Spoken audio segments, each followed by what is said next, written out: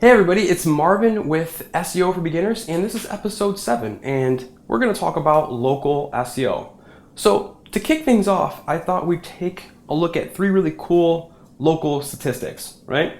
So the first statistic is that 43% of all searches on Google are actually local searches. That's pretty huge. That means almost half the people that are searching on Google are looking for something local, like a local product or a local service. The next stat that's pretty interesting is that 78% of local mobile searches lead to an offline sale. So when someone's on their mobile phone, they're looking for something local, that actually leads to a sale. Maybe they're looking for a shop or a place to eat or a barber shop, whatever the case is. It leads to a sale. The third stat is that 88% of people use and trust online reviews. Many of them come from local search results. So that's pretty important to note, that people really trust other people's opinion when they're buying a local product or a local service. And online reviews are often found in local directories. So what does all this mean?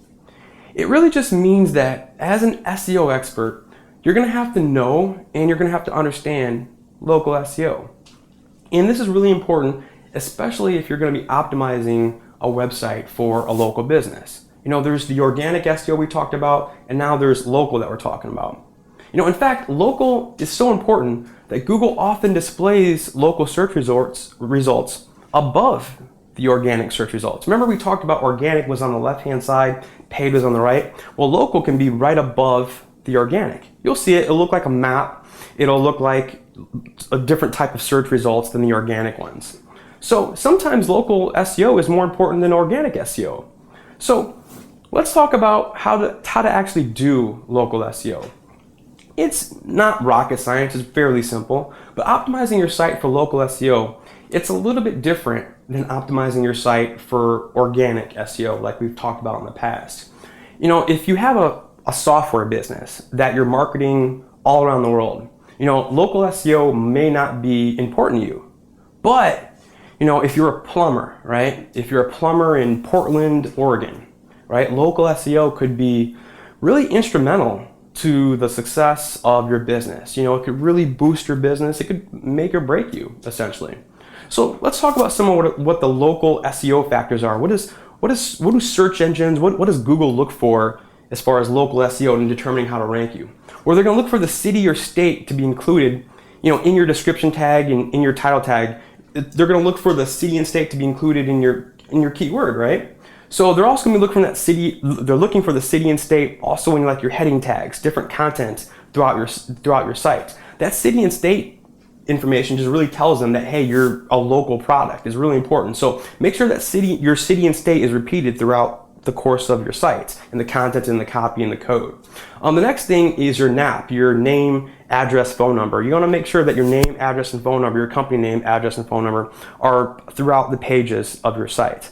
And you also want to make sure that in all of the directories that are out there, all the local directories, that your name, address, and phone number are the exact same. I mean exact. Don't like leave out LLC in one directory and put it in another one. You know, make sure they're exact. So that's super important. There's a lot of tools that I'll mention at the end that you can do to make sure they're exact, because there's hundreds of directories out there. So the next thing is make sure that a Google map is on the page that you're trying to optimize for local. If that's all your pages or just maybe your home page, make sure you embed maybe a Google map on there. Also, it looks for link signals too. So if other people are linking to your site using your city, your state, that's pretty important too. To make things easier, I've actually included a local SEO checklist on the SEO for Beginners site. So it'll help you understand and follow the local SEO tactics that are out there. And I don't want to throw too many things at you, so you should download that checklist. So in conclusion, you know, local SEO should be a big part of your SEO strategy, in addition to organic SEO, especially if you're targeting, you know, a local business, if you're working with a local business or you are a local business. There are actually some great tools, like I mentioned before, out there that can help you with local SEO, like Yext, like Moz Local. They're super important. They help you stay organized, and they just help you with overall your local search. Remember what we talked about before, is that there's hundreds of local directories out there, and your name, address, and phone number should be the exact same on every single one of them. And tools like Yext and Moz Local will help you do that and help you manage it and stay organized. So again, local SEO is extremely important if you're optimizing a website for a local business. Organic SEO is still just as important, but you want to focus on local SEO too, especially if it's for like a local restaurant, like we said, maybe a barber shop or any type of local business. So that's it for local SEO. That's it for this episode. I wanted to give you a little bit of information about local SEO, but not overwhelm you. So in conclusion, I hope that all makes sense, and I guess I will see you on the next episode.